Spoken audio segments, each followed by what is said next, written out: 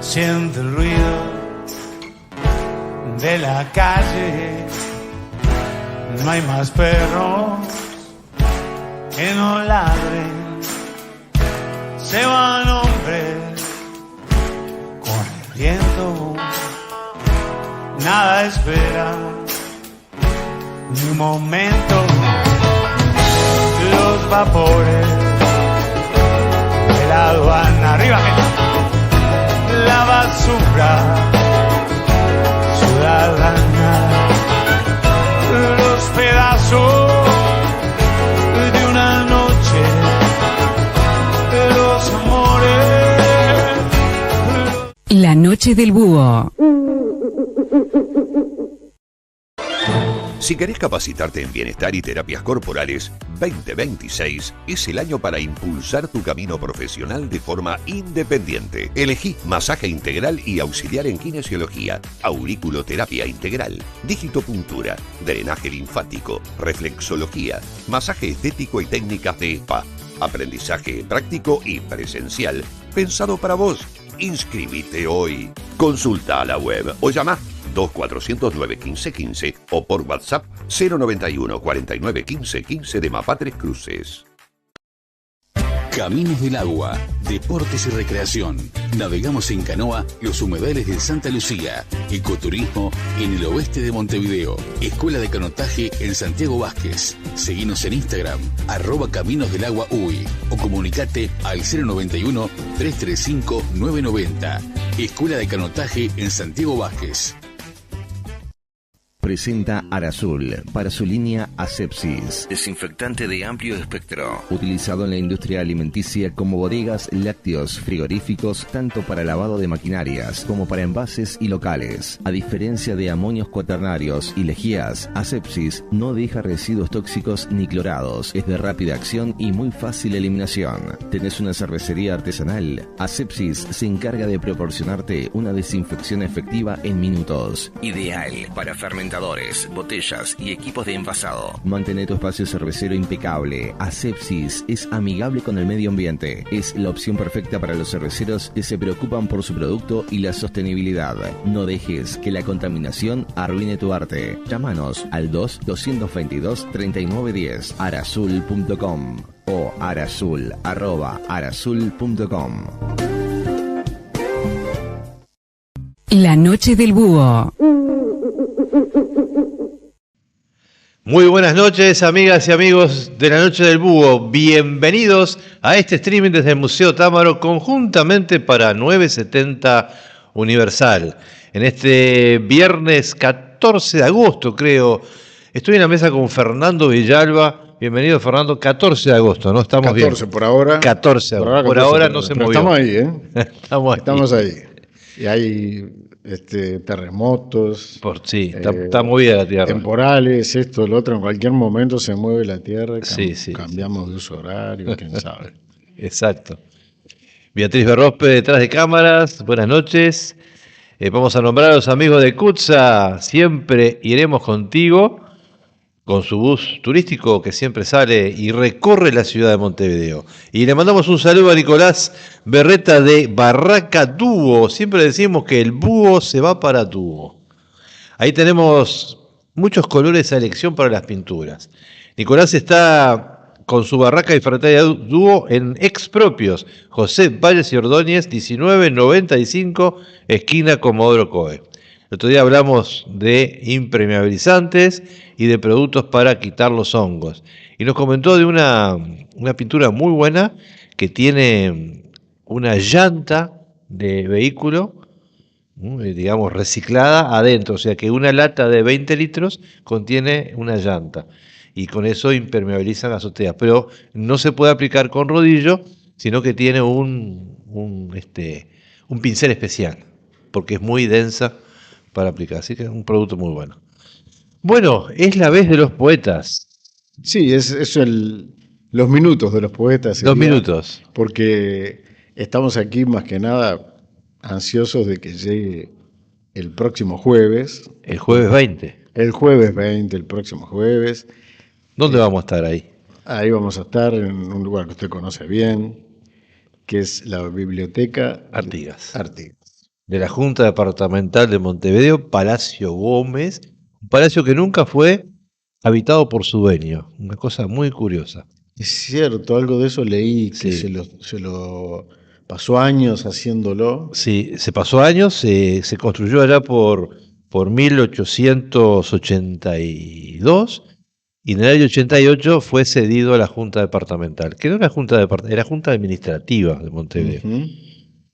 Y bueno, y hoy es el Palacio Gómez, que tuvo unas reformas allá por 1994-96, donde se anexó la vieja confitería y panadería del Telégrafo. Ujú. Que estaba allí. Estaba ahí, funcionaba ahí, que según dice la historia, ahí se juntaban la gente que era seguidora de los aliados en la Segunda Guerra Mundial, ¿no? En el otro lado. En el otro lado en la estaba otra confitería. otra confitería que estaban los adeptos a Hitler o a la Alemania nazi. Sí, Sí. al eje. Ahí está. Y ahí son historias de espionaje, ¿no? Bueno, esa panadería cierra, compra la intendencia y hoy es el anexo que ahí funciona las sesiones de la Junta. Ahí se hizo lo que se llama la pecera, le llaman, ¿no? Es el lugar donde se sientan los ediles, que estuve yo 5 años ahí como edil, sesionando todos los jueves. ¿Todo Y- el jueves fue? ¿O faltó? No, fui todos los jueves, sí. Muy bien, Sí. así me gusta. Políticos responsables. Sí, y si no, va el suplente, en ese caso iba Beatriz, pero yo creo que iba todos los jueves, sí. No falté un solo. No recuerdo si falté. Si falté en 5 años, 1 o 2, Muy bien, por muy necesidad. bien. Y en la esquina, Muy importante. remodelada también la biblioteca Artigas, que antes estaba en el subsuelo, muy escondida, un lugar grande, pero muy escondido del público. Hoy está más al público porque está en Juan Carlos Gómez, esquina 25 de mayo, o 25 de mayo, la entrada. Sí, Esquina, se entra por 25 se de entra mayo. por 25, esquina Juan Carlos Y Gómez. ahí está nuestra amiga Lourdes, Exacto. dirigiendo un grupo Impresionante el grupo de trabajo, sí. muy impresionante, muy abierto a la cultura. Muy hospitalario siempre. Y allí se puede ir, leer los libros. Sí, Fíjese que tienen todos los libros de un tal Fernando Villalba. exacto. Y se pueden sacar y Este disfrutar. último también está. Me dijo que lo estaban adquiriendo. Parece que hay un procedimiento. Sí, puede ser, sí. Hay un procedimiento. Yo le dije, ¿cuántos? 50, 60 ejemplares, ¿no? Porque la gente lo está leyendo con mucha avidez. Sí, sí, Al menos por los comentarios que me llegan. exacto. Porque, como ya lo hemos comentado, por los tiempos de José Mujica. A ver, hay que leer. Por los tiempos de Claro. José Mujica. No es la vida de José Mujica. No se trata, ni siquiera habla directamente de José Mujica. El protagonista es un niño ya entrando en la adolescencia, que le toca transcurrir esa época donde el accionar del movimiento Tupamaro cambia la vida del Uruguay. Sí, sí. Y del Uruguay, y te digo internacionalmente también, era conocido, salías del Uruguay y te decían Tupamaro, Sí, por el sí. hecho de ser uruguayo. Sí, sí. Este es Tupamaro. Y bueno, Curioso, ¿no? Que los uruguayos. Bueno, el movimiento Tupamaro fue elegido por Tupac Amaru, supongo, que era Sí. peruano. sí, no hay que olvidar que el virreinato más importante de Sudamérica era el del Perú. Sí. El del Río de la Plata fue más tardío y menos, digamos, pletórico en riquezas, al menos en aquel momento. Hasta que a alguien se le ocurrió, sí, pero acá hay que criar ganado. Sí, claro. Y en eso estamos, en varios aspectos, valga la ironía. Entonces vamos a estar hablando de ese niño, de esa aventura, de lo que era la vivencia del uruguayo que se estaba formando Sí. en un momento de un cambio tan importante, de un momento muy agitado, ¿no? Habían actos violentos donde Sí, sí. había cantidad de grupos que todos se asignaban sus De ambos bandos, digamos, sus ¿no? razones, todos tenían Sí. mucha razón. En algún momento dice, yo estaba asombrado, dice el niño, de tanta gente tan joven que les había causas y efectos a todo y que era la época del cigarrillo también. Sí, sí. Cigarrillo, cigarrillo. Cigarrillos, sí. Entonces, bueno, toda esa época se recorre con una mirada también humorística en algunos momentos. Cigarrillo, los Beatles y la minifalda. Qué buena época. Sí, sí, bueno, los Beatles y los post-Beatles también Sí. en aquel momento. De hecho, lo que se nombra en la famosa página 116, que quizás por la cual me han llamado de un lado y del otro, ¿Es la de Hernandarias? no, es la de, dice, cuenta este chico, dice, a veces habíamos ido al comité del Partido Comunista en la calle Oakward, casi frente al Liceo Héctor Miranda. El credo de teoría económico-social que recitaban me pareció más destinado a la cría de ganado que a la vida de grupos de personas. Aunque ansiara tener una camisa roja tan impactante como las que usaban los militantes consagrados, salía con mis amigos más íntimos riéndonos de lo que considerábamos un divague, casi un delirio, aunque conscientes de que ya dominaban más de la mitad del mundo. Y era tan así, más de la mitad. Y sí, sume la Unión Soviética, China, China, Corea, Cuba, Vietnam. había Sí, en población, andaban ahí. sí, exacto. No lo sé, lo que dice este niño, ¿no? Es autoficción, no, digamos, no es gráfico, es autoficción. Dice, como para aterrizar en algo más impregnado en alma, después de las asambleas íbamos directo a la casa de Harry, en Oakward y Justicia. Estuvo acá el fin de semana pasado. El papá era contrabajista y allí descubríamos y practicábamos canciones de los Creedence Clearwater Revival. Ensayábamos lo que después dio en llamarse covers. Se complicaba, eso sí, entender el inglés de los hermanos Fogerty. Ante la escasez de material escrito y confiando en el oído, cantábamos en clave fonética, sin saber mucho lo que estábamos diciendo, como los del comité. Y Y bueno, eso hirió la susceptibilidad de algunos. algunos me han llamado a decir, pero pará, lo que pasa es que el pensamiento digital, digamos, o es uno o es cero, o sos de acá o sos de allá. Eso me parece bastante limitante, a mí, ¿no? Yo Claro. pienso que es más analógico.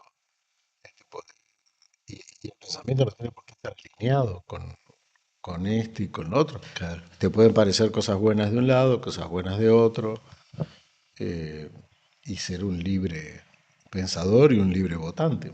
Sí, sí. Por eso yo digo que este es un libro que no tiene que ver con la política, Claro. por más que su nombre lo sugiera.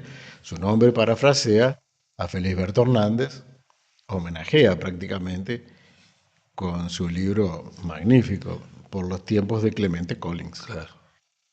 Era su profesor de armonía y curiosamente, bueno, eso hay que ir este jueves 20 a las 4 de la tarde. Lo hicimos en un horario benigno en cuanto al frío, en cuanto al clima. Puede ir gente.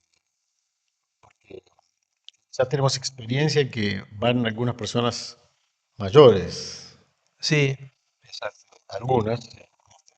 Vamos a esperar al doctor Rosquier, por supuesto, Seguramente va, sí. que seguramente va y seguramente participe. Sí, seguramente. La levantada de mano del doctor Rosquier siempre es emocionante. Sí, sí.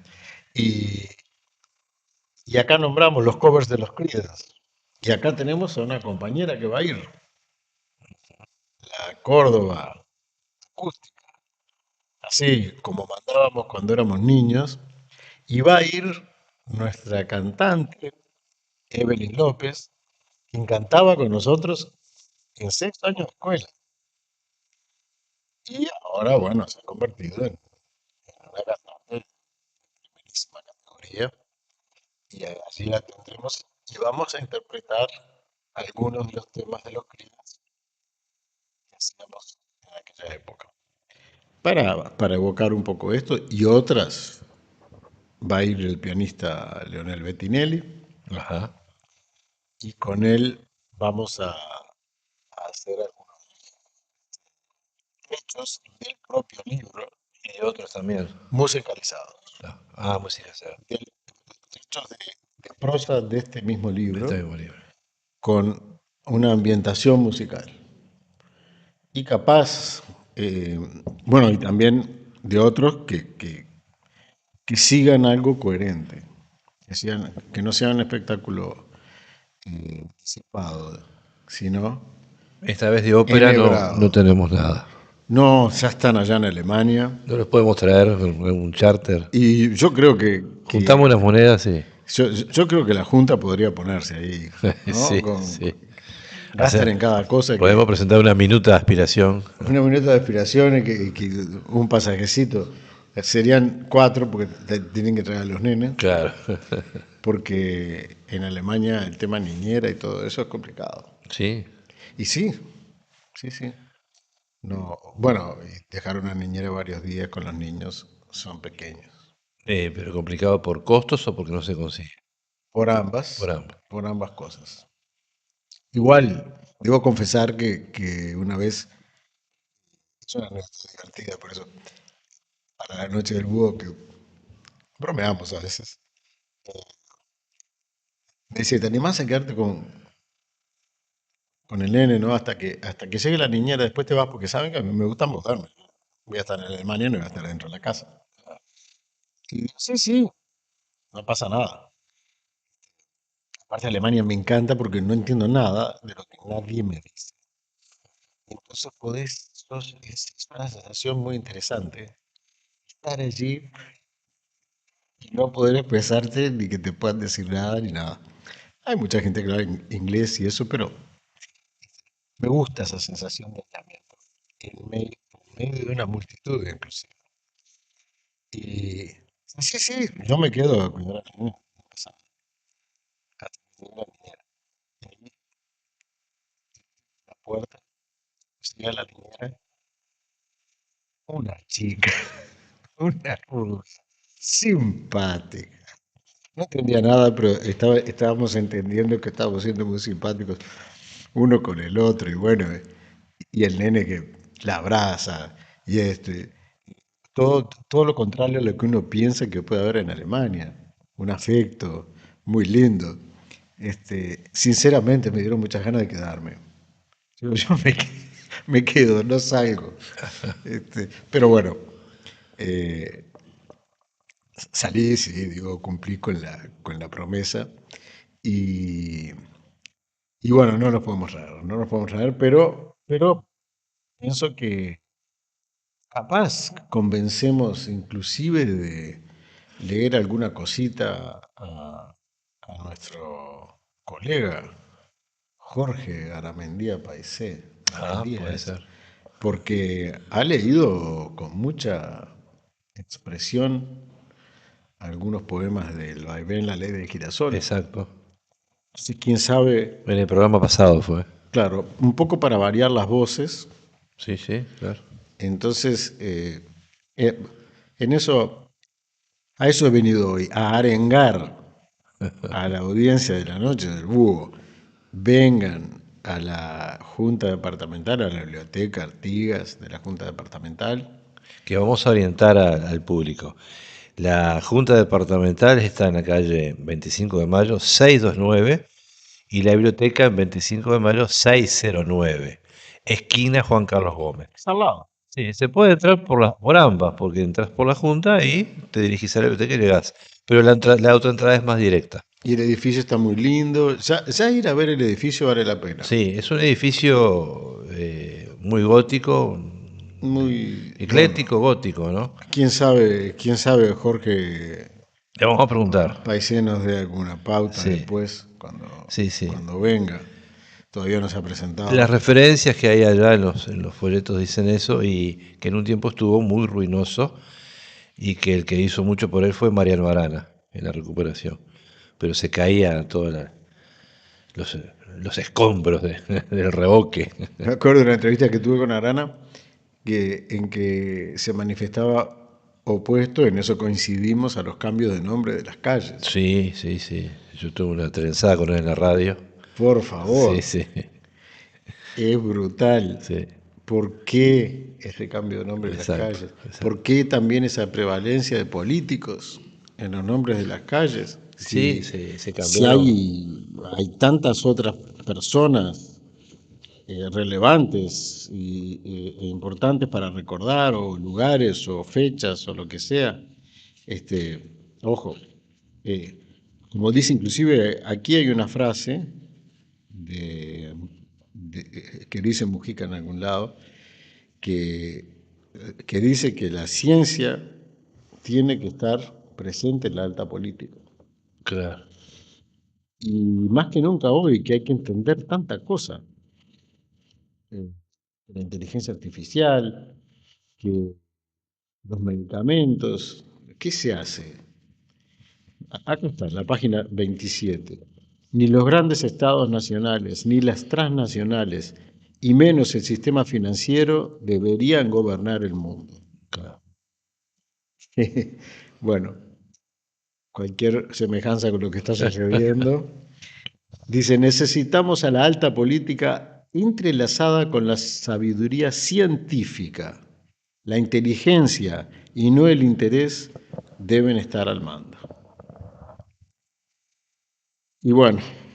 Sí, ya en esa época se manifestaban las multinacionales, y hoy gobiernan el planeta, ¿no? En la alimentación, en los refrescos, en los medicamentos. Acá estoy. Exacto, sí, sí. Contradiciendo. Sí. Pero puede ser un refresco uruguayo ese. Hay. Limol. Vamos a pedir un visita a Limol. ¿Existe la Limol todavía? Sí, sí, sí. El primer refresco uruguayo. Mire usted, Sí. yo me acuerdo las botecitas de Limol. Sí, y tiene variedad de sabores. Bueno, y la Paso de los Toros, la tónica es un invento Sí, sí. uruguayo. Sí, que son de los que no tienen ciclamato, ¿no? Así, y por ejemplo, hay calle Paso de los Toros. Sí. Bueno, hay una ciudad, Hay una ciudad, sí. pero eso le dio el nombre no sé cómo se llama el inventor. Del agua tónica, no sé. Él fue el que le dio con el clavo a Sí, sí. Había la dos. fórmula. Paso de los Toros y la otra era Itú.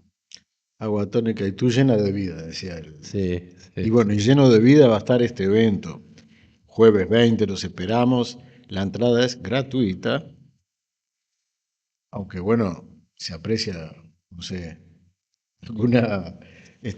alguien que se pase por alguna librería cercana Y adquiere el libro. y adquiera o otros títulos a los cuales haremos referencia, que son La Vic de Dios, El Pañuelo del Mago. Ahí cerquita está Rizzo y Linardi, hay que llevarlo ahí. Sí, ellos lo van a tener. La otra, la grande de acá. Ah, la que está en el edificio que era de Pablo Ferrando. De Pablo Ferrando. Feltrinelli. Feltrinelli. La gran, ahí también va a estar. Van a estar los libros. Ya están, ¿no? Están hace tiempo. En un momento mandaron una foto de esa librería, que en la vidriera había 5 títulos de mi autoría. Qué bien, en aquel momento. Después los rotan. Hay que venderlo en los ómnibus. Sí, como nuestro amigo Nacho Duré. Nacho Dure, Sí. que se sube a los ómnibus. Y vende sus poemas, sus cuentos. Sí, yo todavía no creo estar en condiciones de estar subiendo, porque mi hombro todavía... Pero puede tomarse el 306, que va siempre directo, no para nunca. ¿Se enteró de esa? Y ahí tengo tiempo. Ah, el 306 que... Lo coparon, le pusieron un revólver al chofer, la hinchada de cerro, Ah, bueno. y no sé cuántos kilómetros anduvo el chofer con el cañón acá, Amusing, Sí, exacto. como dicen los norteamericanos. Sí. ¿Y tuvo consecuencias? No, felizmente no. Fue escoltado por motos también armados de la hinchada de Cerro que le apuntaban al chofer como diciendo quédate quietito. Y el chofer llegó con una crisis de pánico. No, muy lindo, sí, que te vayan apuntando. Sí, no podía parar con los semáforos en rojo, tenía que seguir largo. Y hasta el intercambiador, José Belloni, ahí vandalizaron el intercambiador y después desaparecieron. No sé si hay detenidos. Todos portaban camisas y camperas de Cerro, pero nunca se sabe. Eh, Nunca se sabe. Por eso, son tiempos turbulentos. Sí. Entonces parece que esto, por los tiempos de José Mujica, que eran tiempos violentos, turbulentos, en fin, no tiene mucho que ver, pero No. pueden explicar muchas cosas. Hay que tomarlo con tónica. Pueden explicar muchas cosas que están sucediendo Sí. ahora también. Acá tengo una info que me pasó Beatriz. El agua tónica de Paso de los Toros fue creada por el químico uruguayo Rómulo Mangini. Mangini. O Mangini. Mangini. En la década del 1920. Lo inventó en la ciudad de Paso de los Toros, en el departamento de Tacuarembó, tras perfeccionar una fórmula a base de quinina y cáscara de naranja. Grandes cosas nacen en Tacuarembó. Actualmente la marca pertenece a PepsiCo. Qué raro. PepsiCo. Y bueno, money makes the world go round, decía la canción. Sí. Y es un poco así. Así que no me extraña, pero Tacuarembó tenemos a Gardel, tenemos a el agua Paso de los Toros, Sí. y la energía de Tacuarembó, siempre lo digo porque soy muy orgulloso de eso, la llevaron cables de transmisión de la UTE Ajá. que fabricamos nosotros. Cuando digo nosotros es la empresa donde yo trabajaba. Los cables. Yo entré a eso, a reforzar yo era un estudiante de química, a reforzar el grupo técnico de la empresa para cumplir los requisitos de impuestos por la UTE para la fabricación de los cables. Y esos cables llevaron en parte la energía a Tacuarembó. Para mí es muy simbólico porque no solo por Gardel, sino porque estuve antes, fui a haber entendido los cables y estuve después y vi la gran diferencia de la ciudad. Bueno, a cierta hora se apagaba el generador, se escuchaban las heladeras a queroseno, Ah, sí, sí. las viejas heladeras, y el aire, en fin,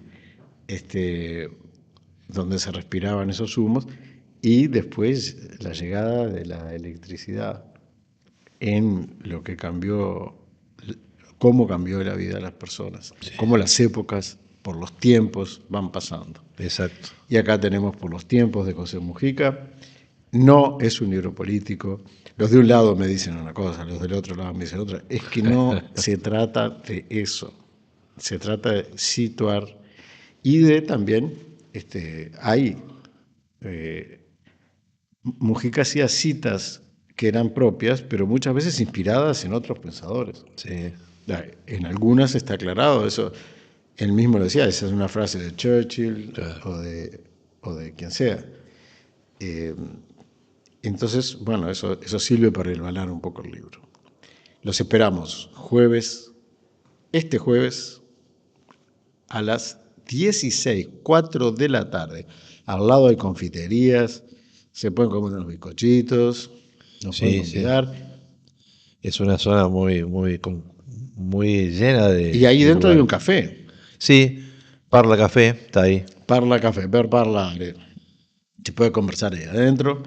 Y bueno, vamos a pasar una velada, creo que muy agradable. Parla Café está dentro de la Junta Departamental, no tiene carteles porque como es un edificio público, político público, no se puede poner Y carteles. patrimonial. Y patrimonial encima.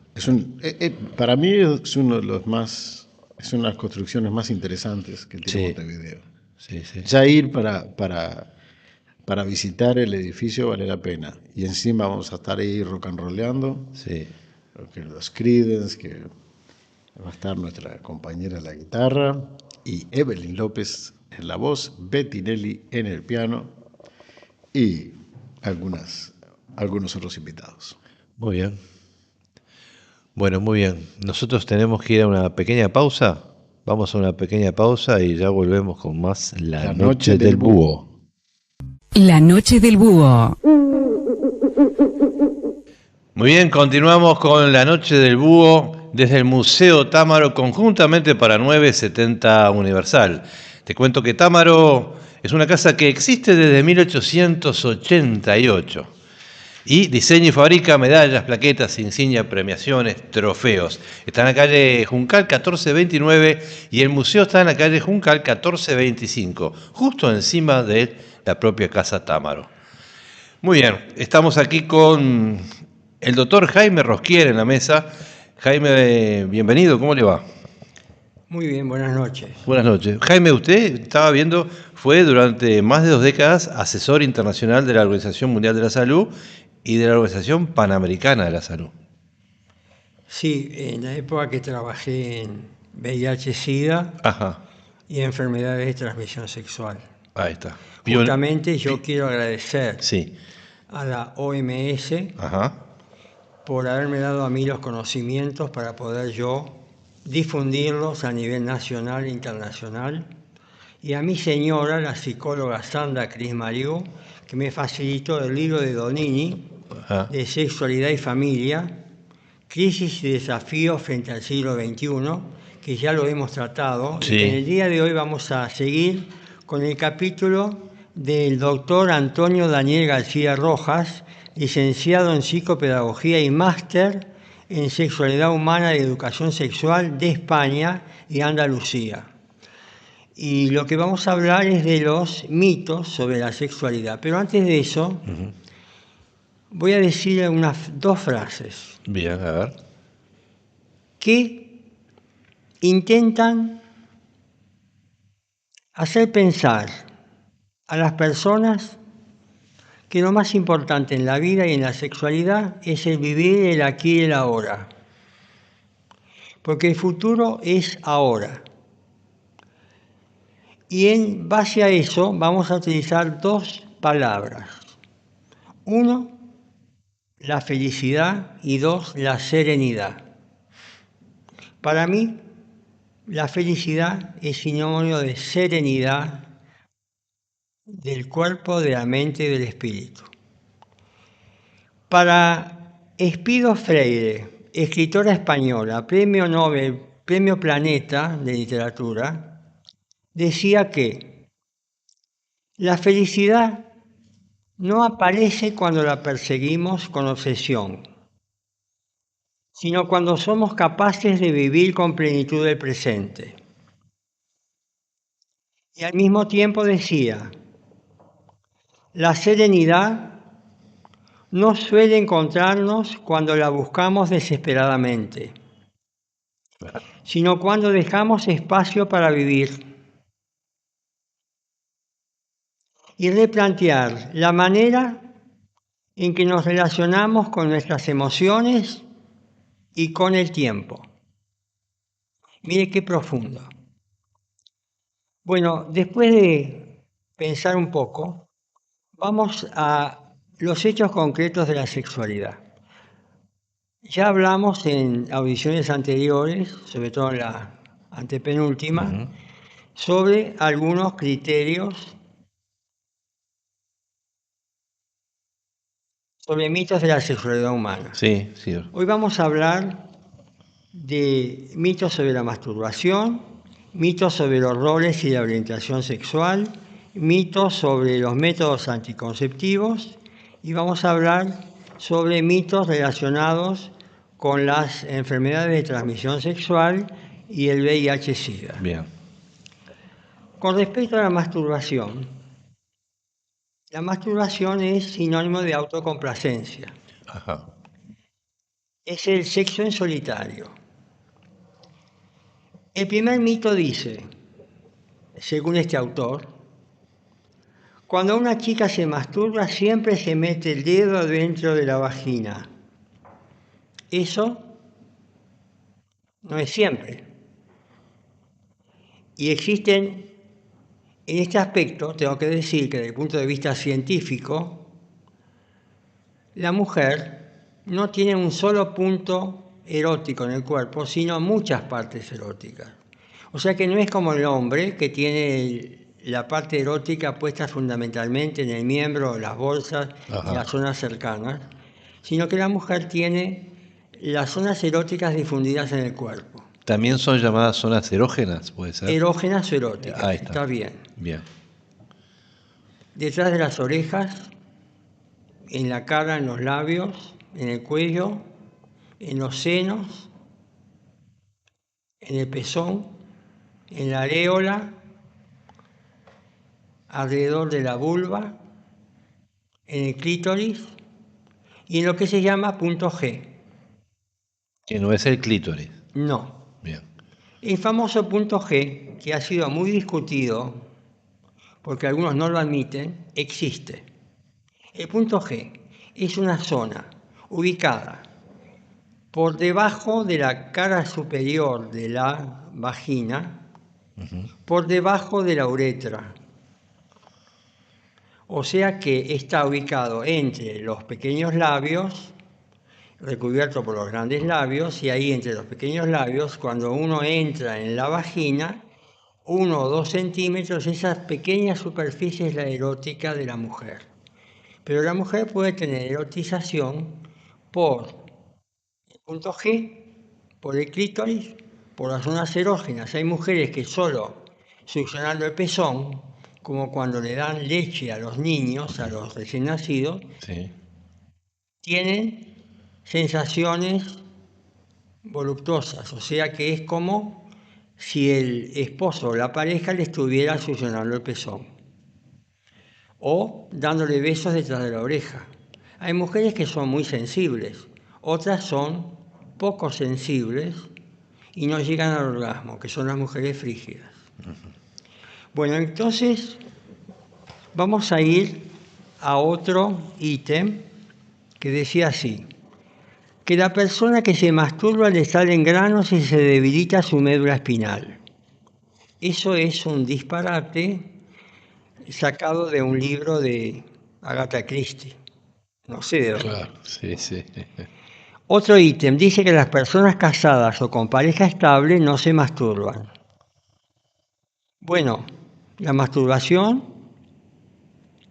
se puede realizar a piacere, es decir, a voluntad propia, y por supuesto cuando uno tiene sexo con su pareja la masturbación disminuye en su frecuencia, pero puede suceder. No es lo más frecuente, pero sucede.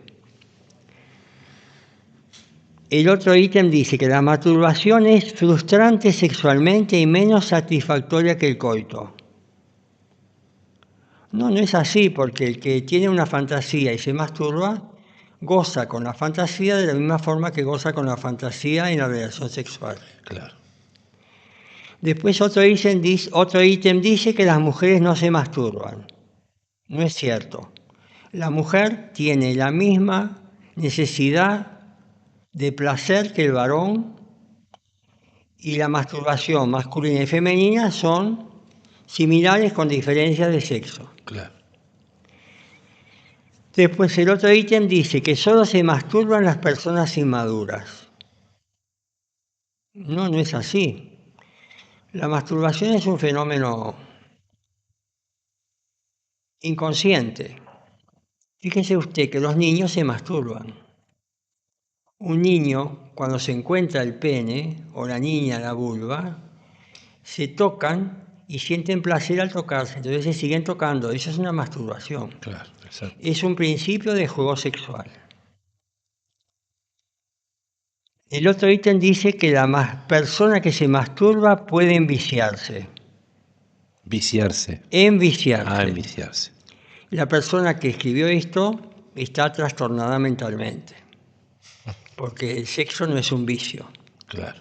Y la masturbación no es un vicio. Después, la última, por suerte, el último mito que dice este autor de España, que dice que la masturbación produce esterilidad, impotencia y nanorgasmia.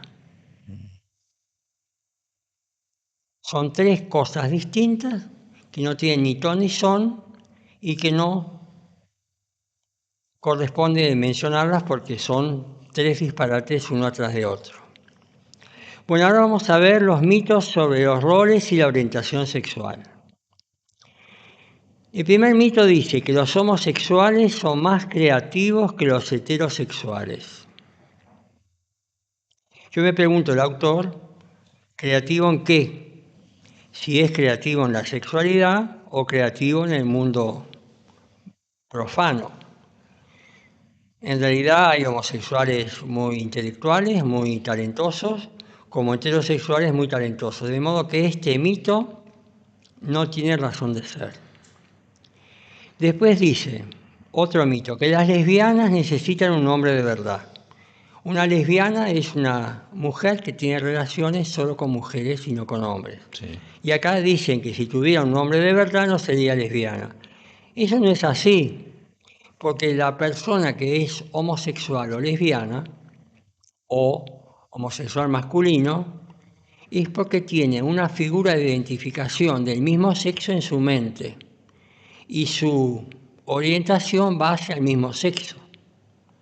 Y se sienten del mismo sexo o del opuesto. Tanto es así que en una relación de lesbianismo de dos mujeres, una toma un rol positivo de varón y la otra de mujer. Claro. Pero son intercambiables. Lo mismo pasa en el varón homosexual, que los roles se intercambian, o sea que no hay un sujeto pasivo y un sujeto activo siempre. Hay alternancia. Se alterna. Claro. El otro mito dice que la homosexualidad es un vicio. No, de ninguna manera. Es como decir que la homosexualidad es una enfermedad, que eso estaba escrito en la definición de enfermedades del DSM, de las enfermedades mentales, que hace 40 años decían que era una enfermedad mental, pero luego se sacó del Código de Enfermedades Mentales y hoy en día es una opción. O sea que no es genético, nadie nace homosexual, sino que eso es adquirido por el ambiente, por la educación, desde el momento que se concibe hasta el momento que se ejerce su sexualidad. El otro mito dice que se nota que una mujer es lesbiana porque viste de marimacho. La palabra marimacho se refiere a las mujeres que se visten con pantalones como si fueran varones. Claro. Es una mala palabra porque no define nada. Y que una mujer use pantalones no me dice que es lesbiana. Claro, exacto. Porque hoy en día la moda de pantalones femeninas es muy sensual. Sí. Y hay marcas de pantalones específicos que tienen pantalones bordados, con flores, con tachuelas, y usted que es mujer locutora, también debe usar ese tipo de pantalones, y no por eso podemos decir que es marimacho. Usted es muy femenina. O sea que el pantalón no da el sexo. Como un hombre de Escocia, claro, con su pollera, con su pollera. O el príncipe Carlos, vestido como un escocés, tampoco es una mujer. Lo otro que dice que un niño no puede jugar con muñecas.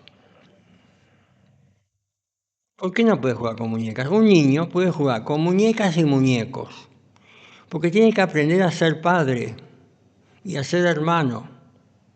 Y los varones pueden jugar, pero no de la misma manera que las mujeres. Por ejemplo, con una de mis hermanas, cuando éramos chicos, jugábamos a juegos infantiles.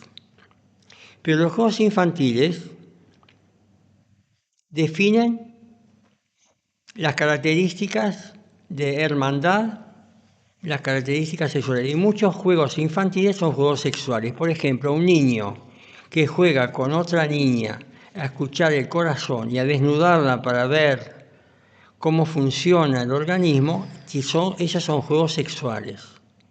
Y si lo hace con un muñeco o una muñeca, está practicando una profesión o una actividad. O sea que hay que darle soltura y libertad. Claro. El otro ítem, el otro mito, dice que las tareas de la casa, así como la educación de los hijos e hijas, son tareas de la mujer. Eso es antiguo. Hoy en día, tanto el varón como la mujer se ocupan de atender la casa, de los hijos, de la cocina, de la limpieza, y se alternan y se dividen las tareas. Este otro punto dice así: un travestido y un transexual son lo mismo y ambos son homosexuales. Bueno, me voy a detener acá. Un travesti es una persona que se viste. Siendo varón, se viste de mujer. Ajá, sí. Ahora, hay travestis que trabajan con el sexo y hay travestis que no trabajan con el sexo. Cacho Bochinche era un travesti que no trabajaba con el sexo, trabajaba con su personaje. Personajes cómicos. Sí. Un transexual es una persona que habiendo nacido biológicamente de un sexo, por ejemplo, varón o mujer, con los años aparenta ser de otro sexo. Yo le voy a dar a usted un caso o dos que vi en facultad, cuando yo era médico en Facultad de Medicina en el Hospital de Clínicas. Un hombre de 28 años que venía a consultar porque tenía un orificio detrás de las bolsas que le manchaba el calzoncillo una vez por mes. Y él venía al servicio de medicina para que se le saque esa molestia de manchar la ropa interior con un líquido parecido a sangre, como si fuera una menstruación. Bueno, al hombre se le hizo un estudio una ecografía, se vio que tenía un útero en pequeño tamaño, se le estudiaron los testículos y se vio que eran ovarios puestos en las bolsas, y se le dijo: dígame, ¿usted qué quiere ser? ¿Varón o mujer? Y dice: yo soy varón porque yo ya tuve relaciones y tenía un miembro aparentemente normal, de tamaño normal.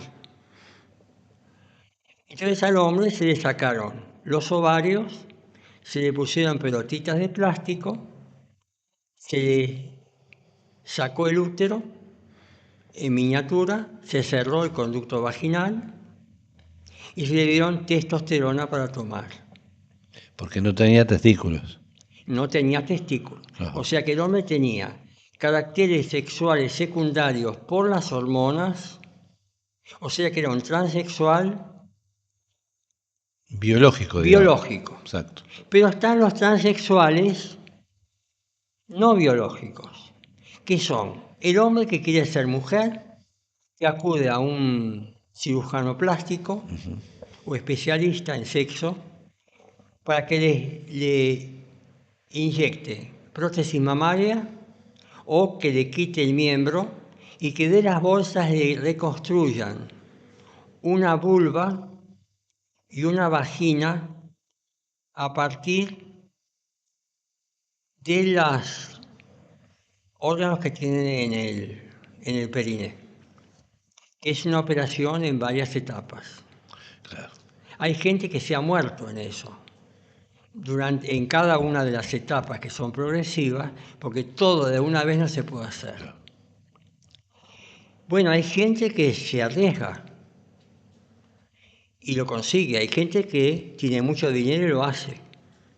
Y otros son objeto de experimentación de médicos inescrupulosos que no tienen ningún escrúpulo en transformar vidas y producir lesiones emocionales permanentes.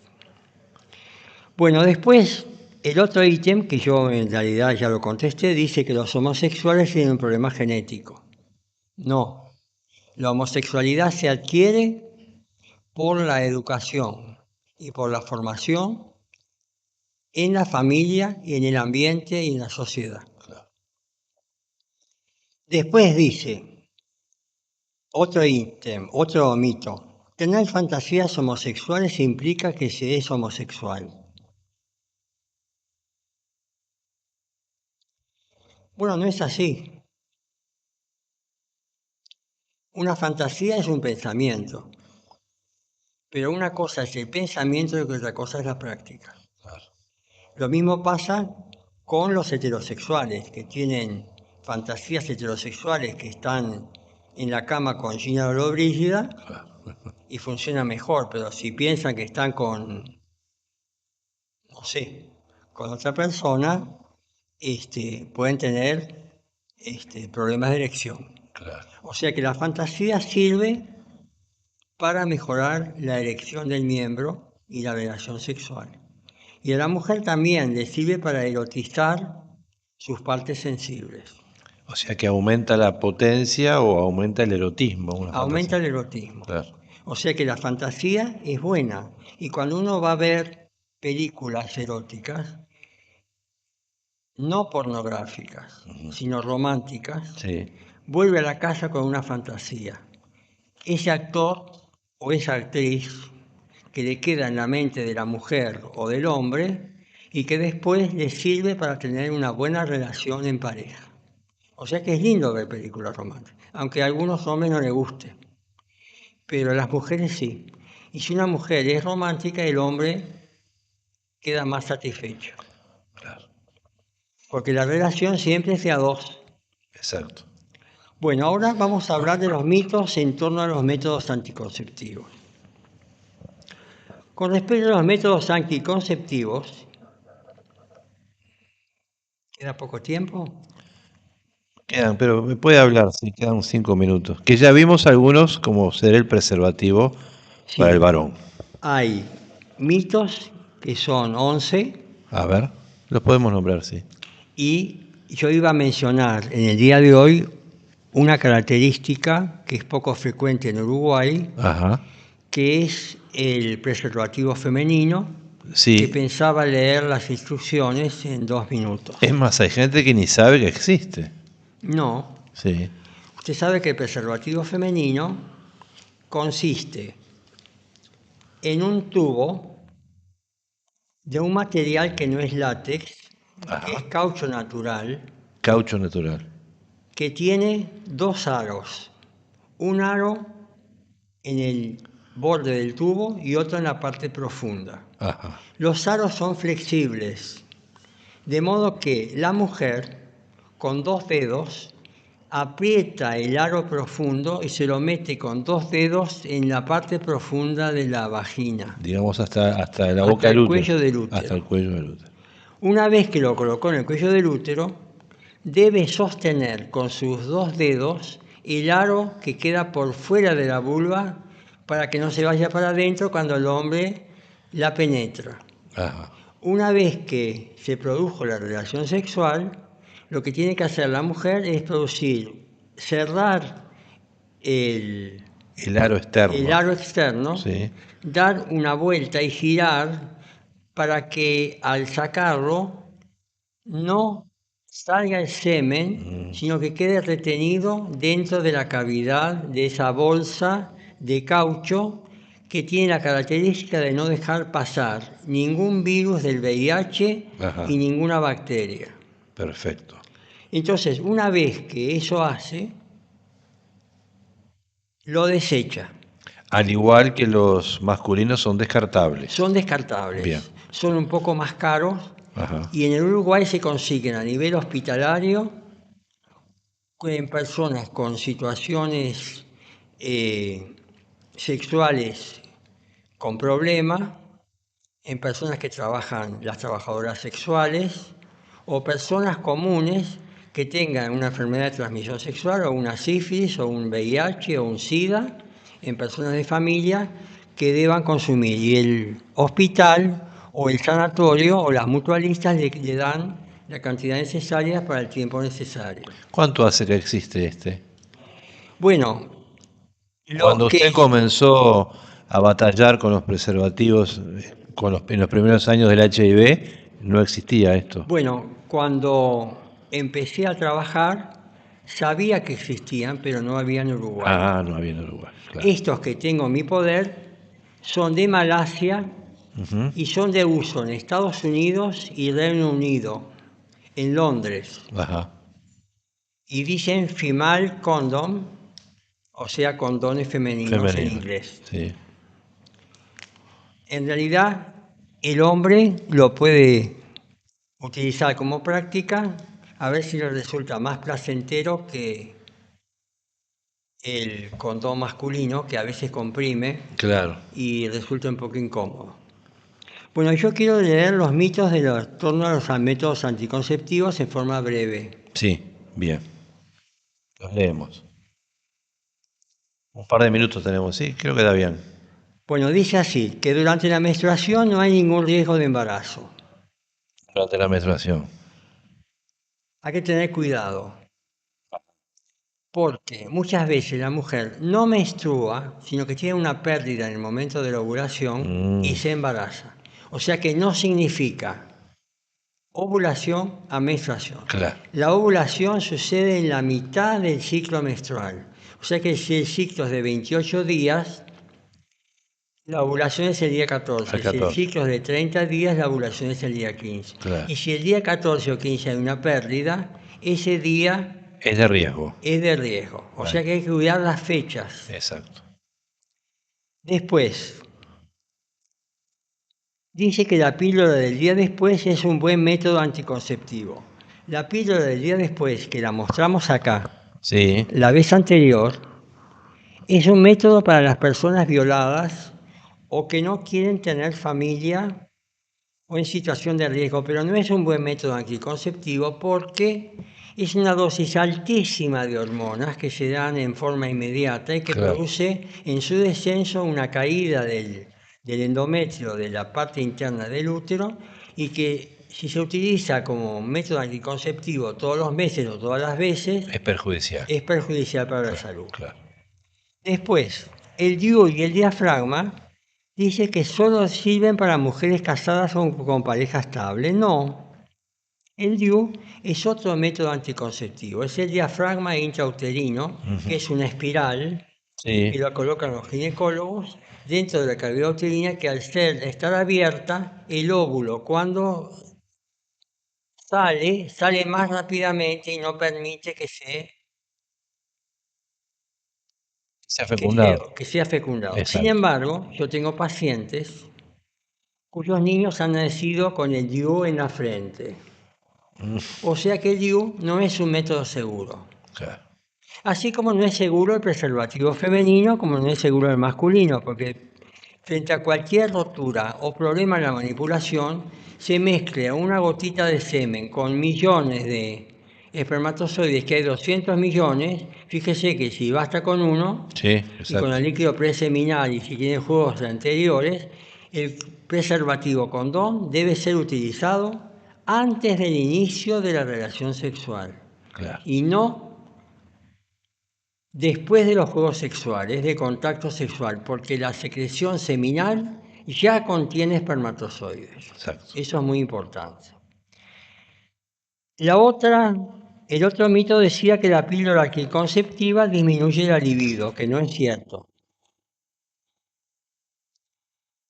Después, que la primera vez que se realiza el coito no hay riesgo de embarazo.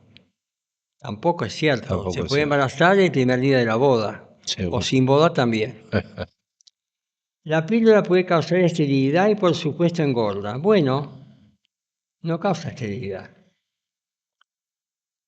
Si se realiza el coito de pie es imposible que pueda producirse un embarazo. Es disparate porque hay mucha gente que se embaraza en la ducha. Sí, claro. Las duchas vaginales son un método anticonceptivo. Tampoco. La marcha atrás es un buen método anticonceptivo. ¿Qué quiere decir? Eyacular afuera. Eso es lo que le acabo de decir. Claro. Eyacula fuera, pero ya pasó parte del semen. Exacto. O sea que no es preventivo. Y ya estoy por terminar. El condón causa insensibilidad y no permite un buen disfrute del coito. No, ese es un fenómeno mental. Claro. Porque si se pone un lubricante frío o caliente, la sensibilidad aumenta. Y después, los métodos naturales, calendario, temperatura basal, moco cervical, son muy eficaces. No, no son muy eficaces, porque es muy difícil que una mujer se controle por el moco cervical, metiéndose los dedos, viendo si se separan o no por el moco. Claro. Si tomándose todos los días en forma obsesiva la temperatura axilar, o por el método del calendario. Hay que tener mucho cuidado con eso. Exacto. Bueno, yo voy a dejar acá, pero voy a decir una frase relativa a la felicidad, que fue con lo que comenzamos. Muy bien, ¿verdad? Para un hombre descalzo, la felicidad es un par de zapatos. Para un hombre que calza zapatos viejos, es un par de zapatos nuevos. Para un hombre que usa zapatos nuevos, es un par de zapatos más bellos. Y ciertamente, el hombre que no tiene pies será feliz al caminar descalzo. Por lo que mide la felicidad con aquello que tienes, no con aquello que te falta. Exacto. Sonia y Carfield, los autores. Muy bien, muy cierto. Muy Bueno, reflexivo. seguimos en la próxima porque quedamos no? todavía con bastantes mitos. Continuamos en la próxima y vamos a ver si en algún momento podemos de repente desplegar alguno de estos elementos en forma didáctica para enseñar cómo se utilizan. Bueno, necesitaría unas maquetes. Una maqueta, sí.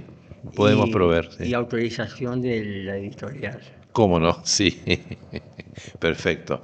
Muchas gracias, doctor Jaime Rosquier. Nos encontramos la próxima aquí. Quiero aclarar sí.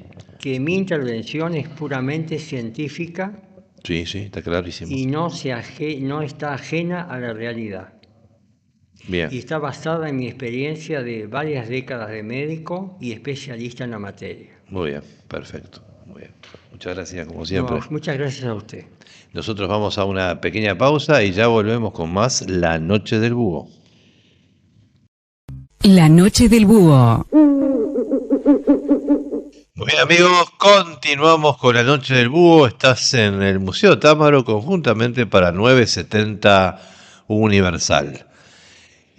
Támaro existe desde 1888, diseña y fabrica trofeos, premiaciones, medallas, plaquetas, y está en la calle Juncal 1429 y el museo está en Juncal 1425. El teléfono es 2915-9915 y el 099-259-511.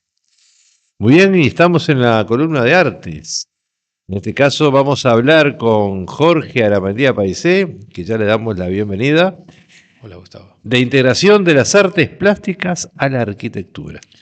Así es un tema que vincula un poco mis dos disciplinas, el arte y la arquitectura, y por eso tengo como una preocupación especial, si se quiere, un interés especial por cómo se vinculan, porque en realidad son dos disciplinas que son independientes, pero tienen puntos en común, y es una preocupación que no la tienen todos los arquitectos o todos los artistas, es algo que a veces aparece dentro de la disciplina y a veces no. Y sucede que a lo largo de la historia reciente, no solo aquí, sino a nivel global, la arquitectura moderna, desde hace casi que un siglo a esta parte, no siempre se ha dado esa integración entre las artes y la arquitectura. O se ha perdido. Se ha perdido de épocas anteriores donde sí aparecía. Por muchos periodos de la historia había una integración real entre las distintas disciplinas. Las iglesias, por ejemplo. Por ejemplo, iglesias góticas. La iglesia del Cerrito me vino a la cabeza. ¿Puede ser? La iglesia del Cerrito Tiene esculturas. tiene esculturas. Bueno, a veces la integración se hace de una manera más clara o más feliz, y a veces no tanto. No la tengo tan presente en los detalles. Tiene la escultura de Cristo y tiene otras esculturas. Bueno, ahora vamos a ver hasta dónde es integración y hasta dónde es simplemente una superposición de recursos. Que ahí es donde está el asunto. Porque el arte con la arquitectura se han llevado bien siempre, digámoslo así. Pero no siempre el arte ha estado puesto al servicio de la arquitectura como una visión integral en el armado de los elementos. O sea, siempre donde hay arte donde hay arquitectura hay arte, a veces viceversa, pero es un fenómeno que no siempre se da.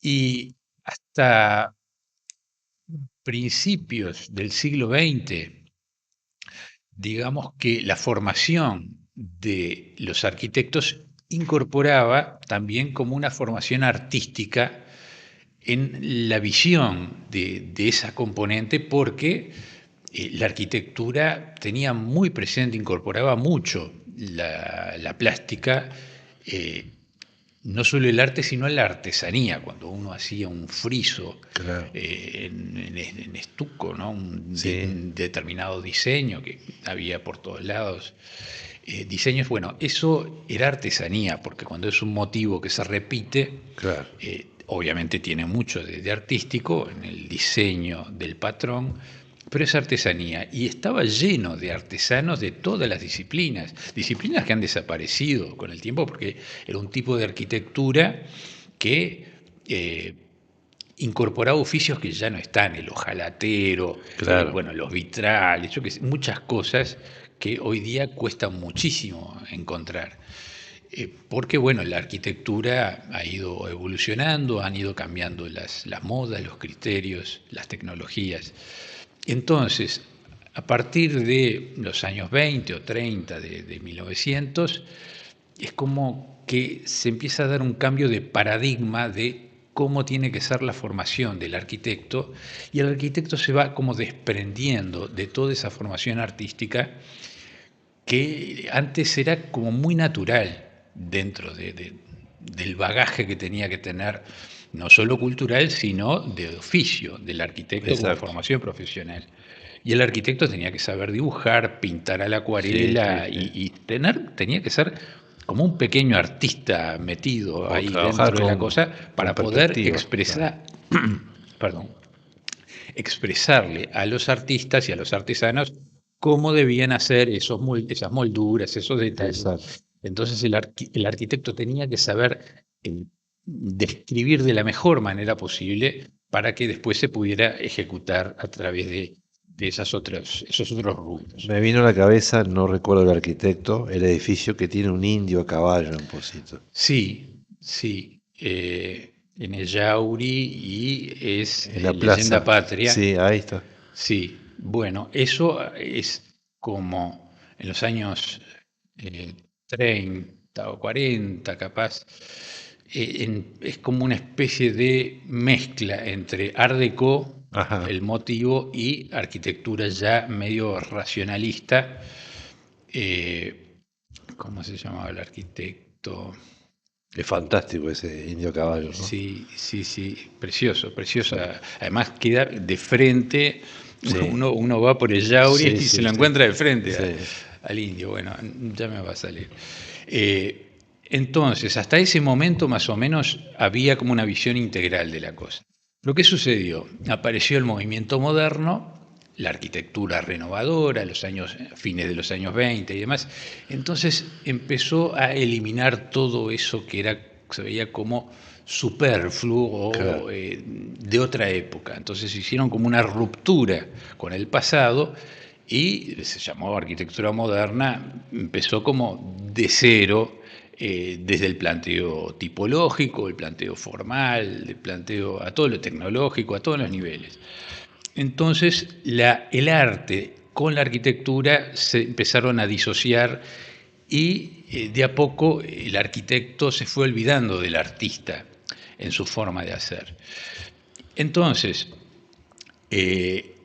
han habido pequeños momentos a lo largo de la historia contemporánea donde se ha visto una visión más integral, bueno, muy específica, ¿no? Momentos muy, muy puntuales que nosotros hemos tenido también, que ya lo vamos a mencionar, pero ha sido como la excepción a la regla. La arquitectura va por un lado y el arte, bueno, se incorpora, a veces sí, a veces no, pero no de una manera pensada para integral entre los dos elementos. Entonces, tenemos, por ejemplo, que estaba esa visión desde la academia, del arquitecto con una percepción vinculada con el arte muy cercana hasta los años 30 y después de a poco se va disociando. Después, desde lo profesional del arquitecto, hay un arquitecto muy, muy conocido, Walter Gropius, modernista también, que él planteaba directamente que en la vida profesional diaria, en el tema de cómo abordar a un cliente, pensando en esto de, bueno, la posibilidad de integrar algunas artes a lo arquitectónico, si se lo plantea desde el principio, ¿no? O sea, en una conversación con un cliente, si desde el principio se le dice cómo incorporar el arte a la arquitectura, el cliente se puede como echar para atrás, ¿no? Porque sí. no tiene esa visión de que tiene el arquitecto, ¿no? De cómo pueden ir integradas. Entonces hay como un miedo por desconocimiento de las posibilidades. O sea, el arquitecto sí, tal vez pueda tener esa visión, pero el cliente no. Entonces, está ese miedo inicial. Entonces, el arquitecto, con esa cautela, deja avanzar alguna etapa con la idea, con la intención o el sueño de que en algún momento le pueda plantear al comitente o al cliente, bueno, la posibilidad de incorporar otros elementos plásticos, artísticos. A la construcción, digamos. A la construcción.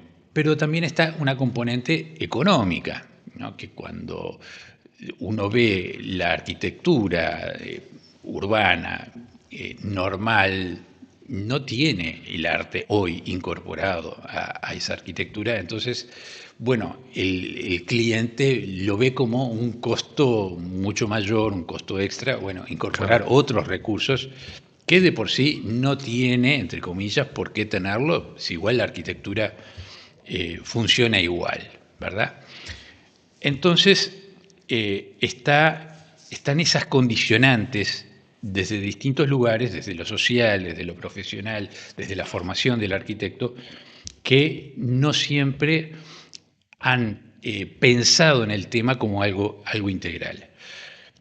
Y a lo largo de la historia se han visto incontables ejemplos de artes plásticas en un contexto arquitectónico, sin embargo, no todo el arte está integrado a la arquitectura. Así que, ¿qué significa integración? Bueno, voy a plantear algunas reflexiones de arquitectos y artistas sobre el concepto de integración y el clima para que se produzca. Pequeños fragmentos de distintas personas que han pensado en este tema. La unidad de lo sensorial, emocional y racional es lo que constituye la contribución singular de las formas organizadas de la imagen artística a la cultura humana. Y esta unidad esencial hace de la forma artística un caso único en la experiencia humana. Giorgi Kepes. Ya no tenemos derecho a pegotear una cosa sobre otra.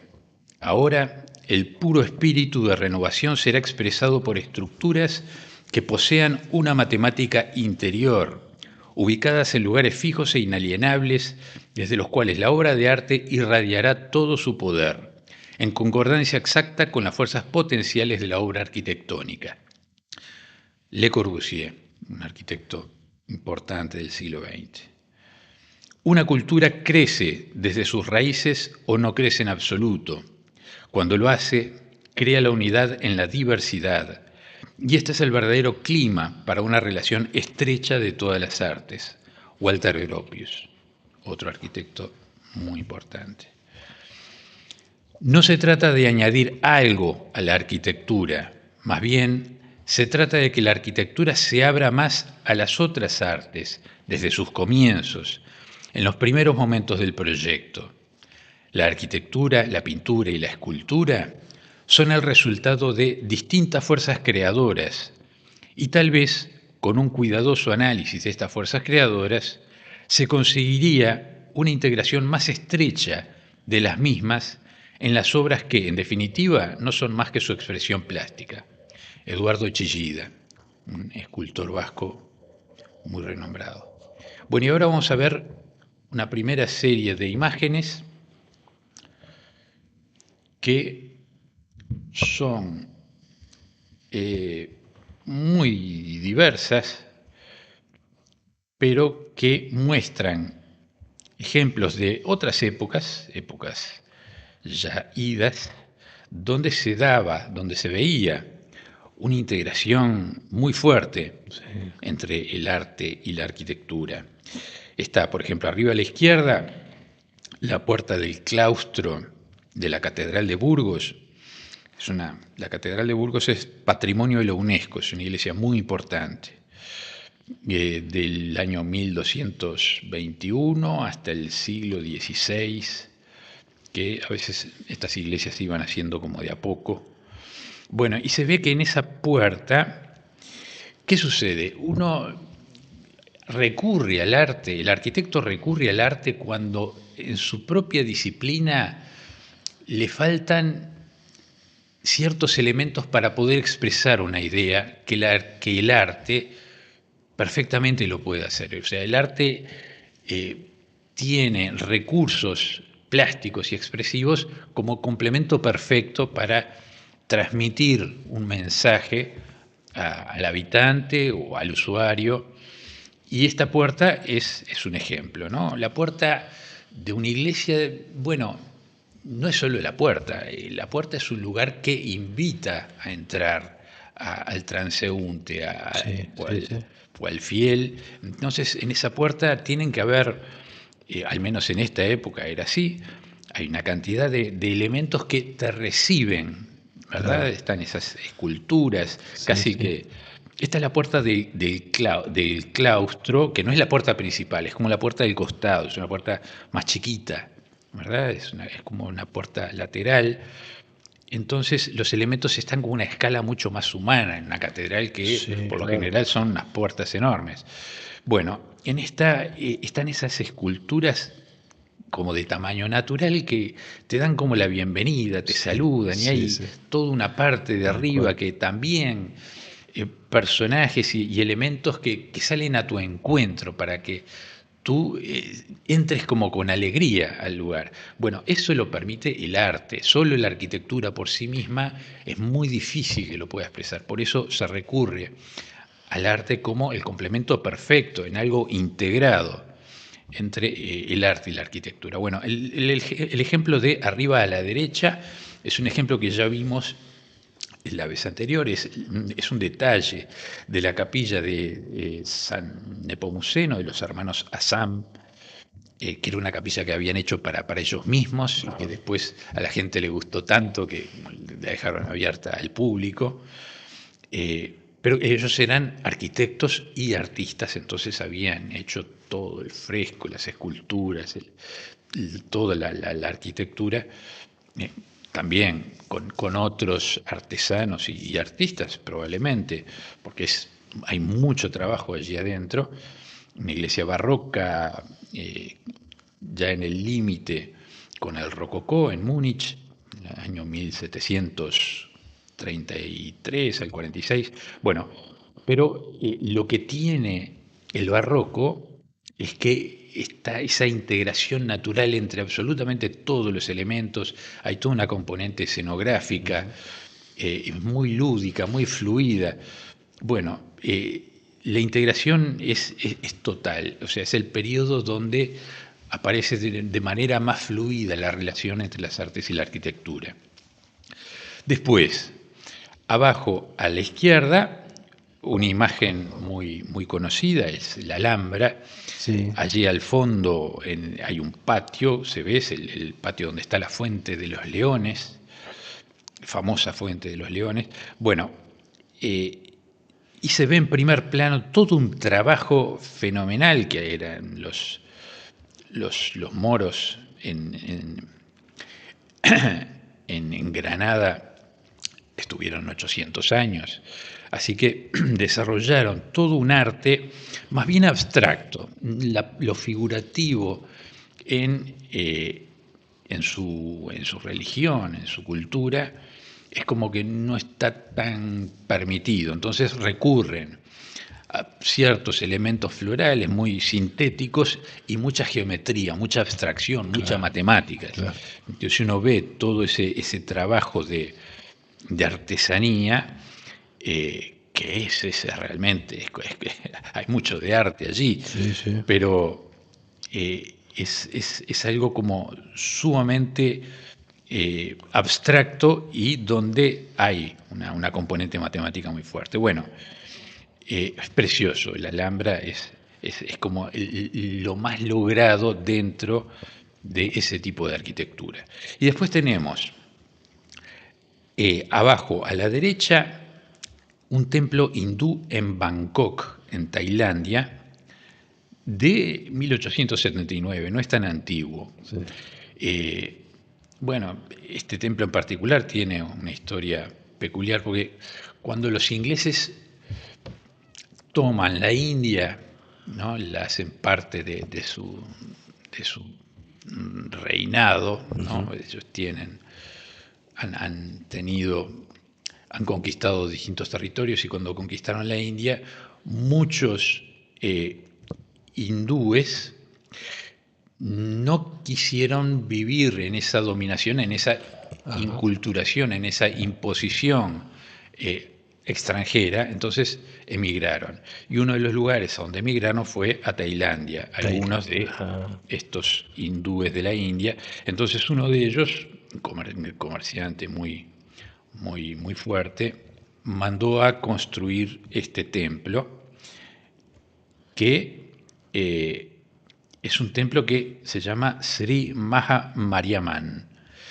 Es uno de los tantos dioses. Bueno, los hindúes es una religión muy particular porque hay un dios Brahman, que es el dios principal, después hay como una serie de dioses, también los más importantes son 33 dioses, 33. Pero después hay muchos otros. ¿Sabes cuántos dioses tiene la cultura hindú? Más de 330 millones de dioses. ¿Ah? Entonces, este templo, si tú te fijas, está lleno de figuritas y representaciones además tenían los dioses hindúes, a veces tenían rostro como de elefante o figuras zoomórficas de distinto tipo, o sea, no eran completamente humanos sí. En apariencia, sino que tenían representaciones muy de lo más variadas. Bueno, y este templo muestra todo ese abigarramiento en las fachadas de personajes, de colores, explota de elementos, porque un poco expresa, no sé si los 330 millones, pero unos cuantos. Unos cuantos, bueno. Totalmente. Y entonces se ve perfectamente integrado el elemento plástico, artístico, a la propia arquitectura. No se puede diferenciar dónde termina uno y dónde empieza la otra. Bueno, y eso como ejemplos históricos para mostrar un poco en otras épocas, como cómo era ese tema de la integración. Bueno, ahora un par de observaciones propias como arquitecto y como artista. Es un proceso en el que el mundo pequeño y personal del artista debe precipitarse a otro más grande y a priori extraño para abarcar una nueva y mucho mayor escala de acontecimientos. Hay una autoimposición de responsabilidad en llegar a relacionarse satisfactoriamente con una enorme variedad de factores que pertenecen a un escenario gigante y ajeno. Usualmente el artista está para la obra de Caballete o en el caso más excepcional un mural o una obra pública de un poco más de tamaño, pero por lo general es un trabajo muy personal, muy de uno consigo mismo. Claro, entonces, someterse, entre comillas, a un escenario que es muy ajeno, porque ya es meterse con no solo en un contexto idilicio, sino a veces en un contexto urbano de características que son de escalas enormes a veces. Bueno,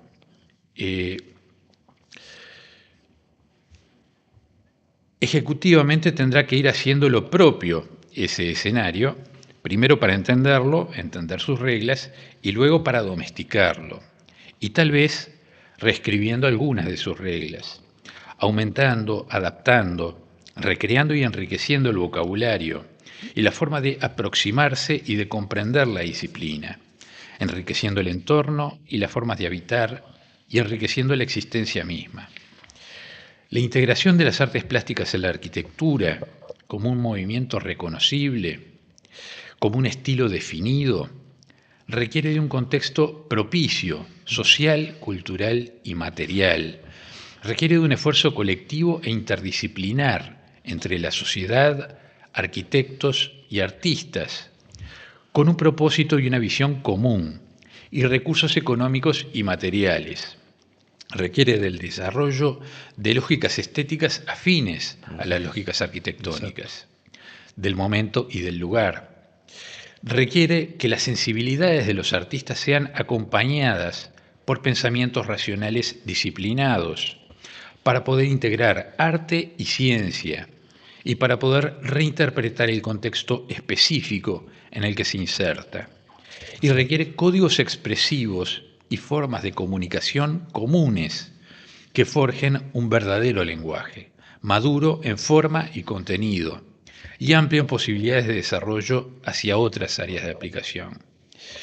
Bueno, esto de la integración de las artes plásticas acá en este país ha sido algo que se ha dado muy concretamente, y eso es algo que vamos a ver después de la pausa, porque ya me están haciendo señas. Bien, pausa. Ahí está. Sí, ese edificio que nombramos, nos recordaba Beatriz, de José Caprini. Caprario, que vivió 99 años. Opa, ¿qué tal? Sí. Ahora, no sé si él hizo todo. Caprario fue el que hizo todo el friso de Asimacos que tiraron abajo. Ah, claro. Creo que fue Caprario. Ahí también había una combinación de... Bueno, fue muy puntual. Aparecía solo en ese lugar. Después en el resto del edificio era un tipo de edificación mucho más comercial, sin mucho trabajo. Pero en ese friso sí aparece. Sí. Ahora, el indio es fantástico, ¿no? El indio es espectacular. Con una perspectiva, porque cuanto más lejos, más se puede apreciar. Y fue diseño de él, además.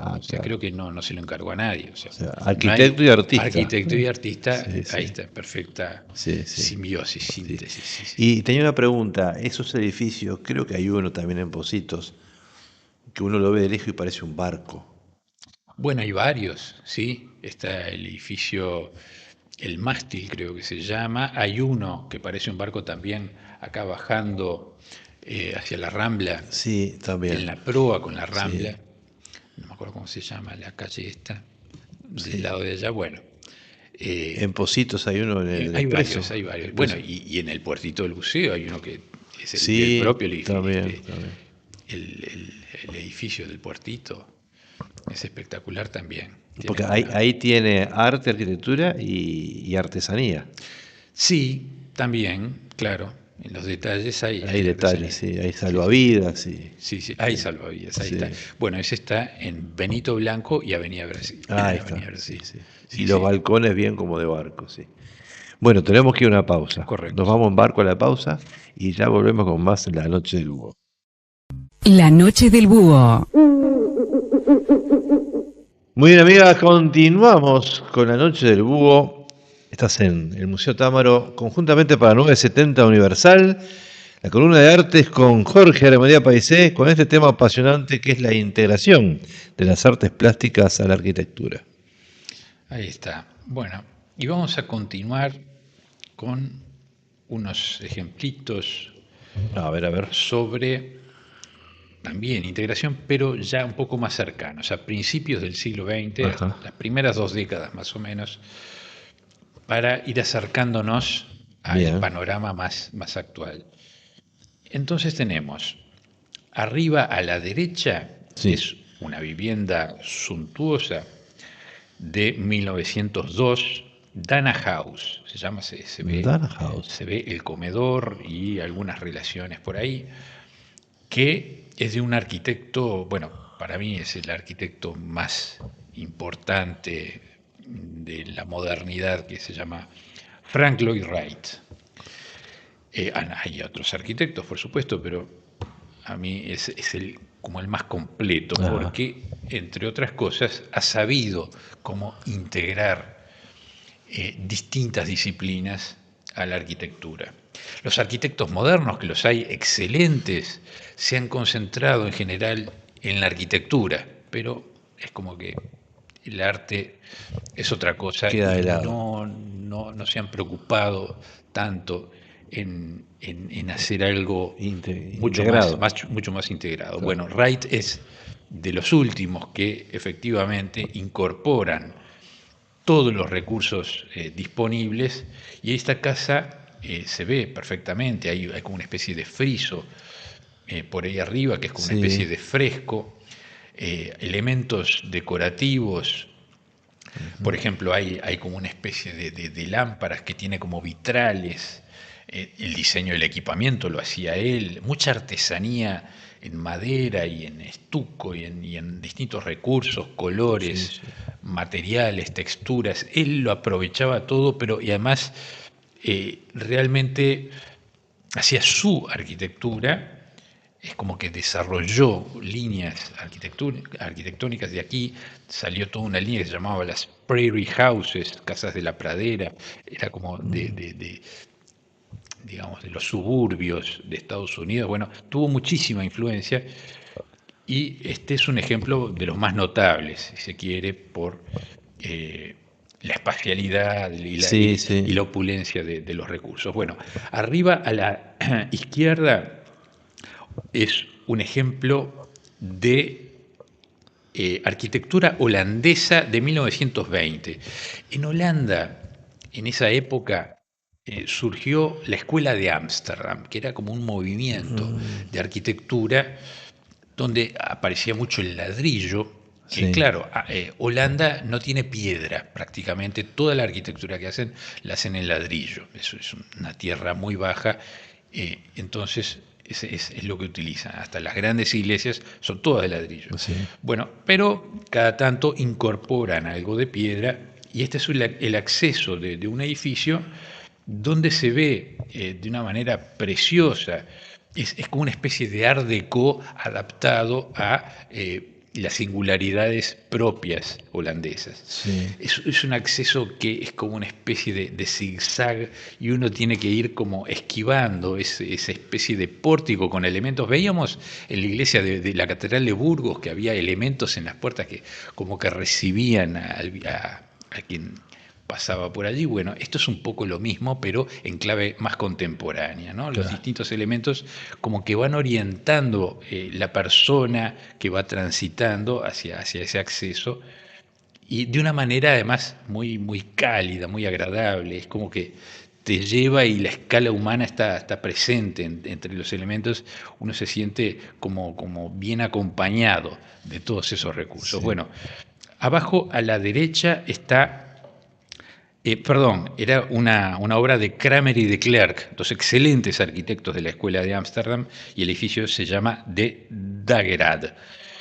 Abajo a la derecha es un teatro, el Teatro Tuschinski, de 1921, también en Ámsterdam, todo en ladrillo y con una cantidad de incorporaciones de detalles y demás de decoración y de arquitectura, mucho cobre. En una especie de cúpulas que tiene. Dos cúpulas, ¿no? Ahí está. Y es como una especie de Art Deco adaptado también.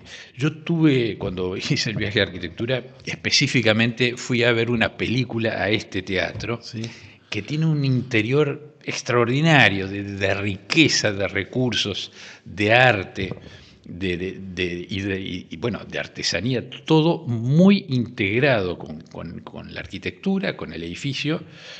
Y lo particular que me quedó, porque nunca más, no recuerdo ninguna otra película, que tenía un intermedio, ¿no? A la mitad de la película cortaban, uno salía al foyer, se tomaba un cafecito, lo que fuera, hacía un poco de sociabilidad, y a los 15 minutos volvía y seguía con la película. Bueno, esto pasó, y además el foyer, además pensado para eso, para ese intermezzo y esa tertulia intermedia. Bueno, yo lo estoy mirando. ¿Qué tiene de parecido con el edificio de Pablo Ferrando?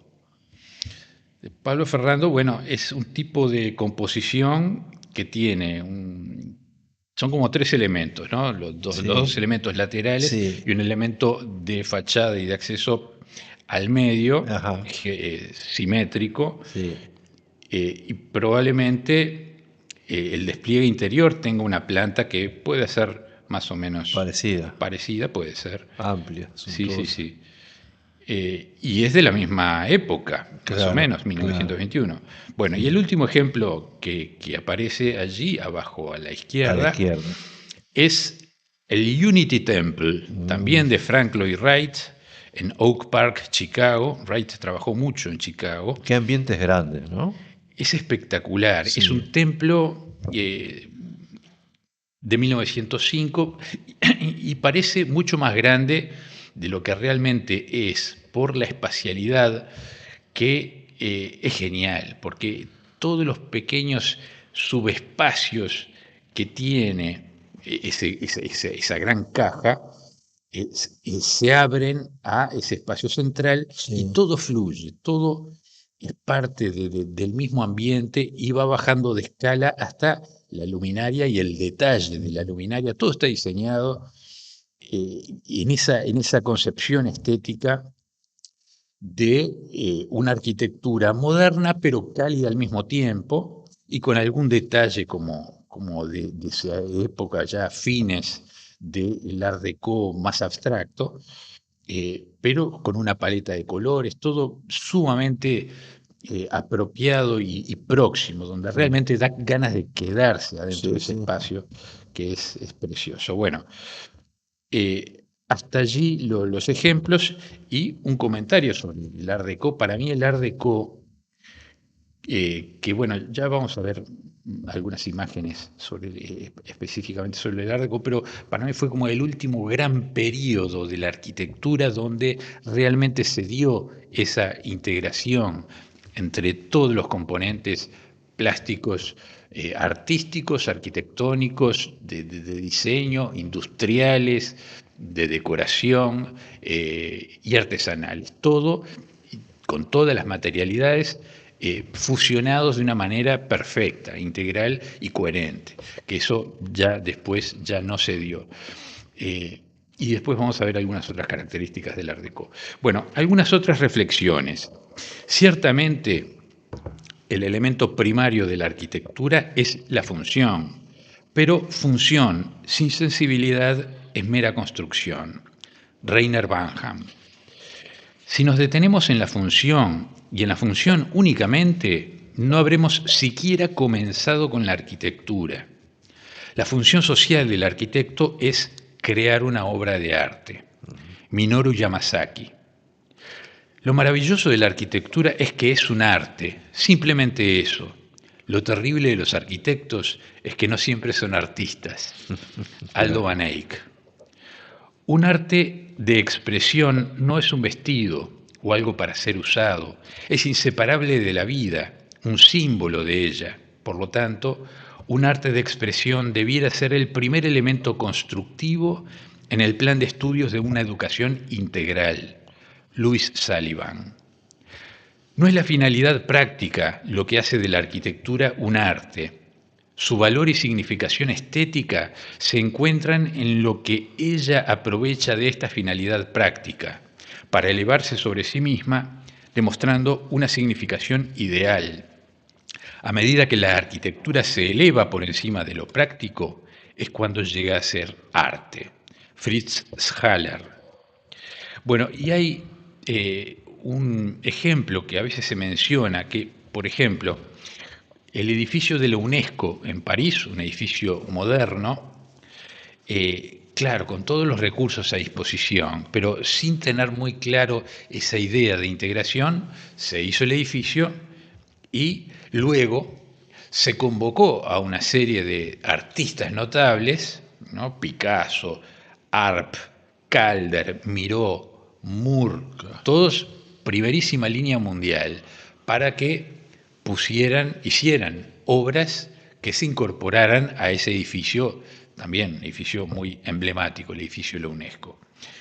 Entonces era una reunión heterogénea de primeras figuras del arte, sin integración, solo quedaron cosas superpuestas, adosadas al edificio, pero no está la idea de esa concepción integral, de pensar todo como el edificio como un todo integral, donde, bueno, se elige específicamente a ciertos artistas que se sabe que para cada lugar van a aportar a la arquitectura en una lectura unitaria. Exacto. Bueno, esto no sucedió, o sea, tú puedes convocar al Dream Team de los artistas, ¿no? A los más notables, pero aún así fallar en esto de la integración.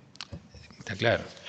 Bueno, y ahora vamos a ver otra imagen, la última imagen de hoy, que vamos a hablar específicamente del Art Deco, porque, como decía, para mí es como el último gran periodo de la arquitectura donde se da esto de la integración.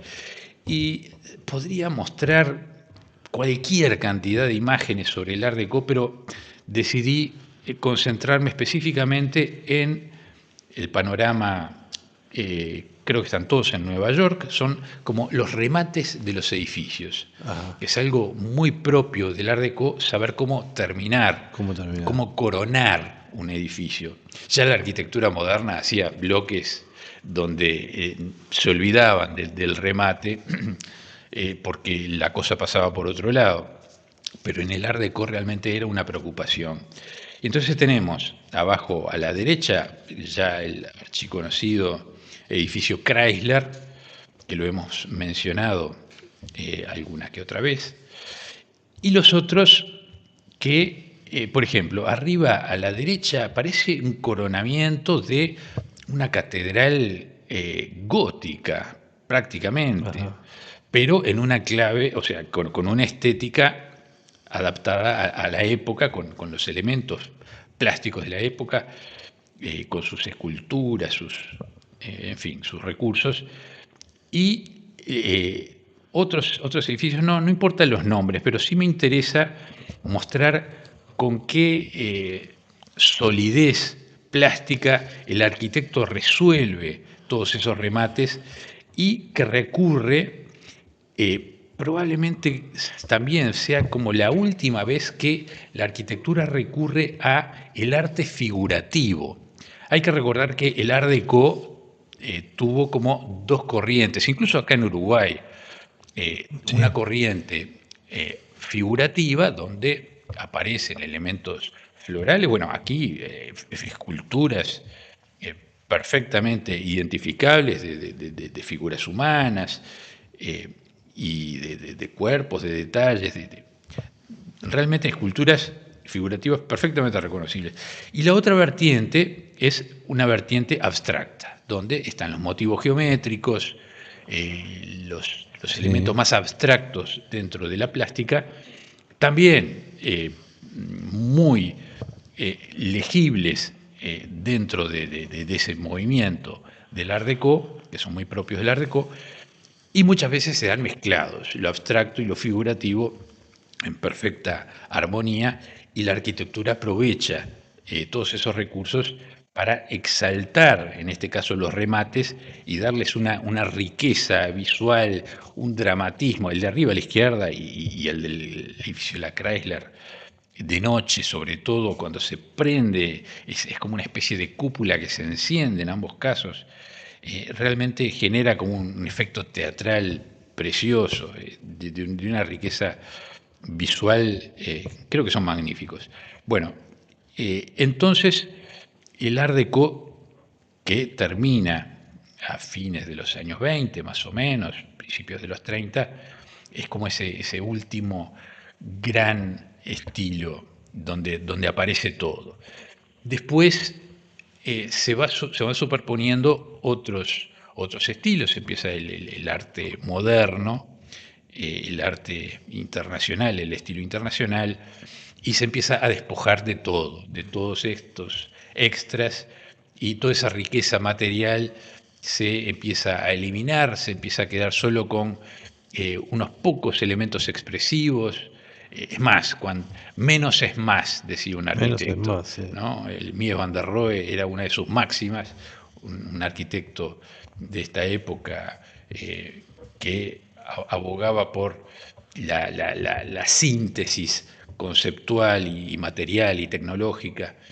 Entonces se iba despojando de todo lo que lo que a él le parecía como superfluo, claro. Quedaba el hueso de la cosa. Y muchos que siguieron ese camino, entonces la arquitectura se fue perdiendo todo esto otro que son componentes que eran para enriquecer a la disciplina y al producto. Exacto, sí. Y se fueron perdiendo hasta el día de hoy. Pero tenemos... ¿Qué los llevó a perder? ¿La velocidad de construcción? Varios temas. La velocidad de construcción, la economía. La economía. ¿No? Hay un tema filosófico, hay un tema político a veces, sí. Hay un tema social, que los caminos, ¿viste? Cuando se van conjuntando, sí. Se van superponiendo una cantidad de variables, llevan a que la cosa se vaya encaminando por ciertos rumbos. Porque es impresionante los detalles que tenía, ¿no? Bueno, en estos ejemplos para mí es espectacular. Bueno, entonces, pero no quiero meterme en la parte sociológica del por qué se fueron perdiendo, porque eso es como para una clase casi que de historia de la ¿Ese muy iluminado cuál es? ¿El que está de noche? El de abajo a la derecha es el edificio Chrysler, que por 5 minutos fue el edificio más alto del mundo hasta que se construyó el Empire State, que lo pasó ampliamente. Bueno, y dejaría un poco como para redondear el tema por aquí, porque después quiero empezar a hablar sobre la integración de las artes plásticas dentro de la arquitectura nacional, cómo se dio todo ese proceso, y después específicamente vincular la figura de un artista en particular, que es Joaquín Torres García, y un grupito de arquitectos, que fueron muy pocos, que tuvieron como una visión afín al planteo de Torres García, y que hicieron muchas cosas en común, pero con una visión muy clara y bien amalgamada entre el arte y desde el arte y desde la arquitectura, con una síntesis perfecta que fue como un caso excepcional en nuestra historia y en los últimos tiempos en general, en otros lugares con mucho más recursos no se ha podido llegar a este tipo de situación de relacionamiento entre las disciplinas. Así que eso lo vamos a ver la semana que viene. La semana próxima, muy bien, bárbaro. Bueno, muchas gracias, Jorge, como siempre. Un gusto. Interesantísimo el tema de hoy. Nosotros hacemos una pausa, ¿no? Vamos a la cartelera de espectáculos. Beatriz Berrospe, adelante. Bueno, muy bien. Muchas gracias, Gustavo, por darme el pie. Bueno, muchas gracias, Jorge, por tu intervención. La verdad es que sí, como siempre, un programa súper interesante, un poco de todo, así que bueno, también agradecer a Jaime y por supuesto a Fernando Villalba. Exacto. En su columna La Vez y los Poetas. Y como tú bien decías, pues sí, ha llegado el momento de la cartelera de eventos y bueno, en la misma fecha que se va a estar presentando también Villalba en la biblioteca José Artigas de la Junta Departamental de Montevideo, o sea, el jueves 20 de agosto a las 16 horas, tienen un evento más también que pueden asistir, que es a las 20 horas. Ajá. Estoy hablando que va a estar presente aquí en Montevideo el jueves 20 horas, Ignacio Copani. Ajá. Va a estar presente en el MAM, en el Mercado Agrícola de Montevideo. Así que, bueno, para jubilarse la vida... Jubilarse la vida, sí. Entrada gratuita. Entrada gratuita. Así que primero pasan por la Junta Departamental, disfrutan de un buen espectáculo y una voz espectacular todo también gratis, de Evelyn López. Exactamente, con Lionel Bettini en el piano, Fernando Villalba también allí. Así que, y después, más tarde, pueden ir al MAM también a disfrutar a Ignacio Copani. Bueno, teníamos esos dos eventos el 20 de agosto. Pasamos para el 21 de agosto, pero tenemos que viajar un poquito más. No es en la capital, es en La Valleja, porque se van a estar presentes con dos fechas los iracundos. El 21 de agosto a las 20 horas en Minas, en el Teatro La Valleja. Van a estar presentes allí. Los oriundos de Paysandú, con aquel tema, yo creo que es histórico ya, Puerto Montt. Bien. Y bueno, y la segunda fecha de los iracundos va a ser en Colonia, más precisamente en el Bastión del Carmen. El 23 de agosto, 19 horas, también con esas dos fechas van a estar presentes. Y bueno, director artístico Sebastián Velázquez. Luego pasamos también el 23 de agosto, en Montevideo va a estar haciendo Piazzolla y Ferrer, Ecos de Tango, allí en la sala Camacuá, en las entradas por Retickets. ¿Y quién va a estar representando a Piazzolla y a Ferrer? Carla Ibáñez presenta a Piazzolla y Ferrer, Ecos de Tango, un espectáculo que recorre la obra de dos de las figuras más revolucionarias de la historia del tango, Astor Piazzolla y Horacio Ferrer. Con una apuesta intimista y una interpretación profundamente teatral, la propuesta combina música, poesía y emoción para redescubrir un repertorio que transformó para siempre la identidad del género. Bien. No sé si dije en la sala Camacuá. Sala Camacuá, en sí, Camacuá 575, esquina Reconquista. Bien, pasamos a otro evento. Ya pasamos para en septiembre. En el Teatro de Verano van a estar presentes Bandana, celebrando sus 25 años. Así que de trayectoria. Van a ser a las 21 horas. Y las entradas por Red Ticket, si no me equivoco, ahí en el Teatro de Verano. Pasamos a octubre, porque Jorge Nace va a estar presente el 1 de octubre, 21 horas, en el Sodre, en la sala Eduardo Fabini, celebrando sus 40 años de canciones. Lo digo muy rapidito porque bueno, tenemos poco tiempo, así que queremos que entren muchas fechas, pero igualmente entran a los sitios web y ahí tienen toda la información necesaria. En Antel Arena, el 17 de octubre, va a estar presente David Di Bisbal haciendo Tour Eternos 2026. Las entradas por Ticantel. Eso cae un sábado a las 21 horas. Luego pasamos para noviembre. El 1 y 2 de noviembre va a estar presente Valeria Lynch en el Sodre a las 20 horas en la sala Eduardo Fabini. Una de las voces más destacadas de la música en español, un show imperdible que recorre los grandes éxitos de su carrera en una noche llena de emoción y potencia sobre el escenario. 1 y 2 de noviembre, 20 horas en el Sodre. El 3, mire cuántas cosas hay en noviembre, ¿no? El 3 también en el Sodre va a estar presente Django a las 20 horas. Django. Sí.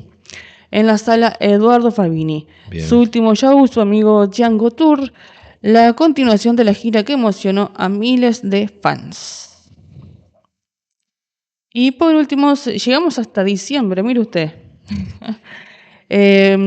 Cerrando el año. Sí, en la Rambla de Montevideo, el 19 de diciembre, van a estar presentes el Cuarteto de Nos, Así Soy Yo. 5 ciudades y 5 shows únicos. Rambla de Montevideo. Exactamente. En la Rambla Club de Golf. Por allí, por allí van a estar. Predio cerrado y con el valor de entrada, costo de entrada. ¿Cómo predio cerrado? No es entrada libre. ¿Es entrada libre? No es entrada libre. Pero por eso. tiene, claro. Va a haber un predio cerrado en la Rambla. Claro, cercado, no cerrado. Y hay que pagar para entrar. Sí, seguro que sí. Sí, y salir libre. O sea que el espacio público deja de ser espacio público. Y bueno, vio cómo es las cosas. Bueno, estamos llegando casi al final, así que eso es todo por hoy, por una parte de la cartelera de eventos. Agradecer a todos por acompañarnos, hacer algunos saludos, como por ejemplo a Laura, que nos está escuchando, a la familia en general, a Patricia Cayoni, a sus tías Shelley y Estela, a su prima Isabel. Bueno, ¿quién más? A ver. Y a todos los seguidores de 970 Universal que van a escuchar este programa también el domingo de madrugada. Sí, saludar también a Miriam Puigros. Sí, que pronto la vamos a tener aquí. Se va a operar de la otra cadera. De la segunda cadera, exactamente. Segunda cadera, sí. Menos mal que tiene 2 nomás. Sí, menos mal. Sí. Bueno, el doctor Rosquier está operado y quedó perfectamente, ¿no? Sí, la verdad que sí. Camina ya sin bastón. Sin bastón, impresionante. Una recuperación bastante rápida, la verdad. A un mes y medio de la cirugía, impresionante. Sí. Bueno, nos vamos. Y saludar a los más peques. Por ser el Día del Niño, exactamente. Bueno, hoy es domingo, pero también le van a escuchar hoy es viernes, perdón. Sí. También le van a escuchar el domingo. El domingo. Así que a todos los peques y adolescentes. Feliz día. Sí, de la niñez. De la niñez, exactamente. Muy bien. Todos tenemos un niño adentro. Sin duda que sí. Exactamente. Nos vamos. Nos vamos. Gracias, Jorge, como siempre. Beatriz, a todos ustedes. Antes de irnos. Sí. Jorge, ¿qué recuerdos tenés de tu niñez? ¿Cuál fue tu juguete favorito de la niñez? Un pincel. Y bueno. No. Mi juguete favorito, yo vivía en el campo por un buen tiempo. Y apareció, algún tío con un carrito de Sears. Sears era una empresa de juguetes americana, un carrito como de chapa, con rueditas y una manija para arrastrarlo. Entonces éramos 2, 3 hermanos en aquella época, entonces uno iba dentro del carrito y otro los hinchaba por todos lados, entonces íbamos con el carrito para un lado y para el otro, inseparable. Yo creo que era el juguete que más disfrutamos, ese carrito que era nuestro vehículo. Sí. ¿Y usted, Gustavo? El juguete favorito suyo de la niñez. Mi juguete favorito. Sí. Creo que fue un trencito eléctrico. Mirá. Que se fue armando de a poco. Ajá.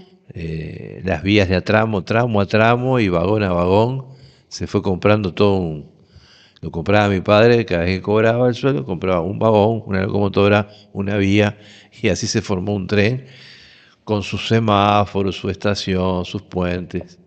Muy bien. Sí, de la marca Fleischmann, alemán. Perfecto. Bueno, ahora sí, nos vamos. Nos vamos. Que pasen muy, muy lindo también el Día de la Niñez a todos y todas, porque bueno, como tú bien dijiste, todos tenemos un niño adentro, así que... Todos tenemos un niño adentro, dijo mi prima y estaba embarazada. Bueno, muy bien.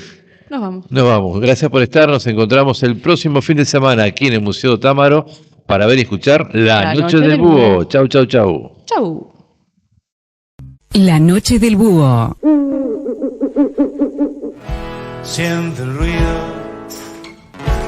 de la calle. No hay más perros que no ladren. Se van hombres corriendo. Nada espera ni un momento. vapores